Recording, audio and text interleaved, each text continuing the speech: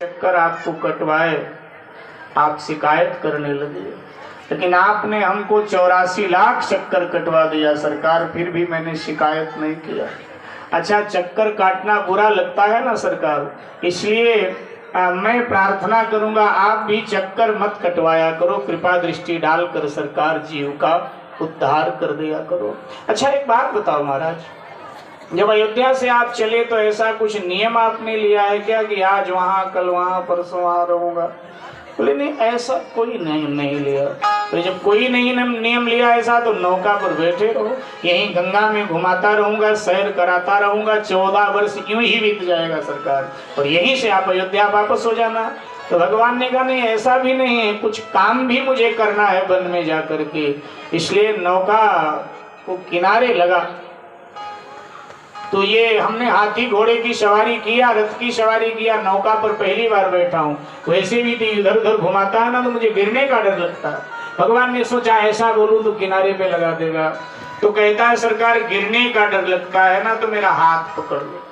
अपना हाथ भगवान के हाथ में देना चाहिए। तुलसी बाबा कहते हैं जैसे ही भगवान श्री राम ने केवट का हाथ पकड़ा तो नौका किनारे पर लग गई। जिसका हाथ भगवान पकड़ ले उसकी तो जीवन नौका संसार सागर के किनारे पर लग ही जाएगी। और जैसे नौका किनारे लगी तो उधर ठाड़े भय सूरज रेता, उधर ठाड़े भय सूरज रेता, श्री राम को लखन समेता, श्री राम को लखन समेता, उतरी दंडवत कीला, उतर दंडवत कीला, वहीं सा कुछ यही नहीं कछु कीला, वहीं सा कुछ यही नहीं कछु कीला।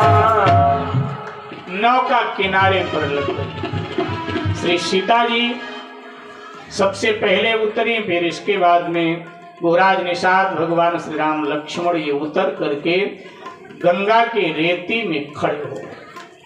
केवट ने नौका को रस्से से बांध दिया और अब केवट आया भगवान के चरणों में दंडवत कर रहा।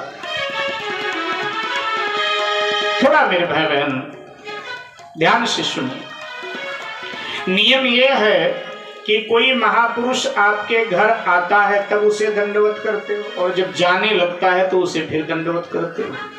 लेकिन जब भगवान आए तो केवट ने भगवान को दंडवत प्रणाम नहीं किया। क्या ये सामान्य शिष्टाचार का ज्ञान केवट को नहीं है? फिर भी नहीं किया। क्यों? क्योंकि केवट को पता है कि दंडवत करने का अभिप्राय है समर्पण, कि मैं आपको समर्पित हूं।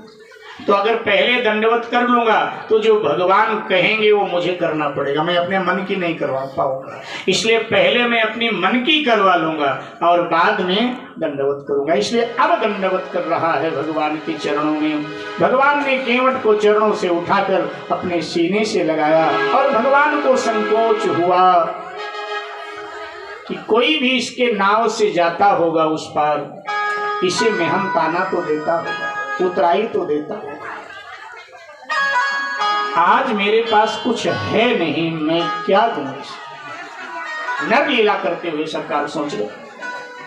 भगवान श्री राम इस माध्यम से हमको आपको बताना चाहते हैं कि जब ऐसी स्थिति कभी तुम्हारे जीवन में आए तो मुझे याद करना। एक बार मेरे जीवन में भी ऐसा हुआ था कि मल्लाह को उतराई देने के लिए मेरे पास कुछ नहीं था। सरकार को संकोच हुआ। सीता जी ने सरकार के मन की बात जान ली। सीता जी के हाथ में एक मुद्रिका गलती से पड़ी रह गई थी, उनके पिताजी के द्वारा प्रदत्त मुद्रिका पड़ी रह गई थी, बाकी आभूषण तो उतार दिए, पड़ी रह गई थी। सो सीता जी ने वो मुद्रिका निकाली अपने हाथ से और धीरे से केवट की नजर बचाते हुए भगवान के हाथ में थमा दिया और कहा सरकार ये इसको दो, मेहनताना इसका। भगवान ने कहा भाई केवट ये लो। केवट ने कहा सरकार क्या है? ये तुम्हारा मेहनताना है, उतराई है, केवट ने दौड़कर दोबारा फिर चरण पकड़ लिया। केवट चरण गयो अकुल। केवट ने चरण पकड़ लिया और कहा, सरकार ये कर क्या रहे महाराज, आज मुझे सब कुछ मिल गया। नाथ आज मैं काह न पावा, अर्थात सब कुछ मिल गया। मेरे जीवन की दोष, मेरे जीवन की दरिद्रता सब मिट गई। महाराज मुझे कुछ नहीं चाहिए। भगवान कहते हैं कि अपने लिए न सही, मेरे संतुष्टि के लिए ले ले। महाराज काहे को हमें माया में फंसा रहे हो? अरे स्वर्ण तो माया का प्रतीक है। जैसे तैसे माया छूटी तो आपके चरण मिले हैं, फिर माया में फंसाना चाहते हो सरकार।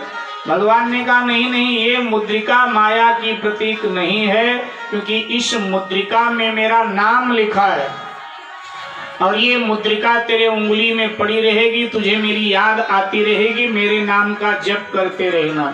केवट ने कहा, सरकार झंझट में मत फंसाओ।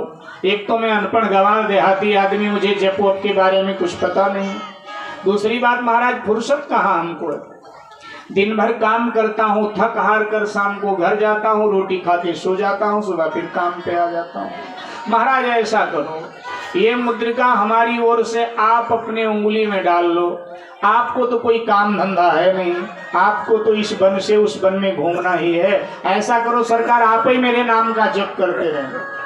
जैसे इतना कहा तो लक्ष्मण जी बिगड़ गए, बोले मूर्ख कहीं का, तेरे नाम का जप भगवान करेंगे? तो कहने लगा, देखो भगवान तो मेरी बात समझ गए, लेकिन सरकार आप नहीं समझ पाए। कोई फर्क नहीं पड़ता, चाहे भक्त भगवान का नाम जपे और चाहे भगवान भक्त का नाम जपे। एक स्थिति ऐसी आती है भक्त के जीवन में, जब भक्त साधना की सर्वोच्च ऊंचाई में पहुंच जाता है, जब साधना के सर्वोच्च शिखर पर भक्त पहुंच जाता है, तब उस भक्त के नाम का जप भगवान ही करते हैं। कबीरा मन निर्मल भया जैसे गंगा नीर, अब पीछे पीछे हरि भगै कहत कबीर कबीर। माला चले न कर चले, अब जिह्वा जपे न राम, अब सुमिरन मेरा हरि करें मैं पायो विश्राम। तो इसी साधना की सर्वोच्च शिखर पर, इसी ऊंचाई पर केवट बैठा है मेरे भाई बहन। तो कहता है चाहे भक्त भगवान का नाम जपे, चाहे भगवान भक्त का नाम जपे, बात तो एक ही। भगवान ने कहा ये सब छोड़, ले ले भाई। उसने कहा सरकार, अगर आपने दबाव बनाया और आपके दबाव में आकर के मैंने ये उतराई ले लिया, तो महाराज कल हमारे गांव में बहुत बड़ी पंचायत इकट्ठी हो जाएगी। आप तो नगर के रहने वाले हो, आपको क्या पता गांव के रीति रिवाज। हमारे गांव में महाराज बात बात पर पंचायत इकट्ठी होती है, क्योंकि महाराज एक नियम बना हुआ है। क्या नियम बना हुआ? बोले सरकार, हमारे गांव का नियम बना हुआ है कि बिरादरी वाला बिरादरी वाले का काम करे तो उससे मेहनताना नहीं लेता। महाराज हमारी आपकी तो एक ही बिरादरी है, केवट हम भी केवट आप भी, बस अंतर इतना है हम गंगा पार कराते हैं सरकार, आप भवसागर पार कराते हो। हमारी छोटी सी परचून की दुकान, आपकी बड़ी सी थोक की दुकान महाराज। लेकिन हैं तो दोनों मल्लाह महाराज। और जाति पाति न्यारी करी हमारी तुम नाथ, केवट के कर्म एक को करी निहारी। नाई से न नाई लेत, धोबी ना धुलाई लेत, देकर उतराई नाथ जाति ना बिगाड़िए। देकर उतराई नाथ जाति ना बिगाड़िए। आप आए मेरे घाट मैंने पार कर दीन हो, और जब मैं आऊब तुम्हारो घाट तुम हूँ पार उतारे। जब मैं आऊब तुम्हारो घाट तुम हूँ पार उतारी। सरकार हमारे गांव के नियम हैं, नाई नाई की हजामत बनाए तो कुछ नहीं लेता है, धोबी धोबी के कपड़े धोए तो कुछ नहीं लेता है महाराज। अच्छा आज भी तो चल जाता है ना, बस इतना बोलना पड़ता है स्टाफ है, काम चल जाता है। तो कहा कि महाराज बरादरी वाले से नहीं लेते, अगर हमने आपसे ले लिया तो पंचायत इकट्ठी होगी कि बरादरी वाले से मेहनताना लिया। सरकार हमारा हुक्का पानी बंद हो जाएगा और रोटी बेटी का जो रिश्ता बरादरी में है सरकार वो भी खत्म कर देंगे बरादरी वाले। इसलिए सरकार हम तुम तो एक ही बरादरी के हैं, सरकार आप आए मैंने आपको पार कर दिया। एक दिन सरकार मुझे भी तो आपके घाट पर आना है, और जब हम आपके घाट पर आवें तब कुछ प्रश्न मत करना सरकार, आप भी मुझे भवसागर पार लगा देना। जैसे केवट ने इतना कहा उसकी आंखें छलछला उठी। लक्ष्मण जी को लगा कि यार ये तो आदमी बड़ा बढ़िया है, ये तो बड़ी देर में मेरे समझ में आया, मैं तो खामखा इसके ऊपर गुस्सा कर रहा था, ये तो बड़ा भक्त है भगवान का भाई।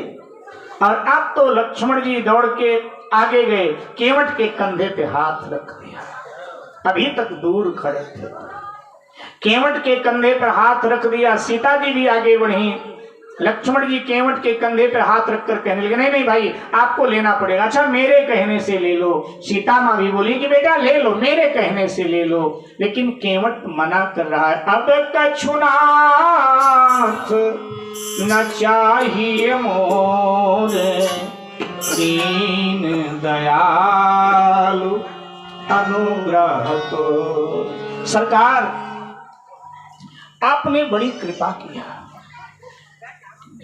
आपने बड़ी कृपा किया प्रभु, अब मुझे कुछ नहीं चाहिए प्रभु, कुछ नहीं चाहिए। मेरे भाई बहन तुलसी बाबा लिख देते कि बहुत कीन सिया लखन प्रभु, नहीं कछु के मटले, अब विदा कीन करुणायतन, भगति विमल बर दे। बड़ा प्रयत्न किया तीनों श्री सीताराम लक्ष्मण ने, केवट कुछ नहीं ले रहा है, लेकिन भगवान का स्वभाव है बिना कुछ दिए भक्त को जाते नहीं। तो जब केवट ने कुछ नहीं लिया, जब भक्त कुछ नहीं लेता है, तो अंत में भगवान भक्त को अपनी भक्ति प्रदान कर देते हैं। तो जब केवट ने कुछ नहीं लिया तो भगवान श्री राम ने केवट को अपनी भक्ति दे करके, और यहाँ से भगवान श्री राम लक्ष्मण सीता सहित आगे चले गए। केवट ने मेरे भाई बहन आंखों में अपने पट्टी बांध लिया। जिन आंखों से मैंने भगवान को देखा, जगदीश को देखा, इन आंखों से अब मैं जगत को नहीं देखूंगा। जब 14 वर्ष बाद भगवान लौटेंगे इसी रास्ते से, तो फिर भगवान का दर्शन करेंगे। इस पार आया नहीं, बाल बच्चों के पास नहीं आया, गांव नहीं आया, उधर ही नौका बांध दिया। जिस नौका पर जगदीश को बिठाया मैंने, अब जगत को नहीं बिठाऊंगा। ये नौका नहीं, मेरा मंदिर है। अगर ये नौका न होती तो मुझे रघुनाथ जी के दर्शन न होते। जिस पर जगदीश बैठे हैं उस पर जगत को कैसे बिठाऊं। नौका की ये आरती पूजा करता है, धूप दिखाता है, प्रणाम करता है, माला चढ़ाता है। तू न होती तो मुझे भगवान के दर्शन न होते। वही और इधर भगवान आगे बढ़े, तीर्थराज प्रयाग में भगवान पहुंचे, भरद्वाज ऋषि के आश्रम।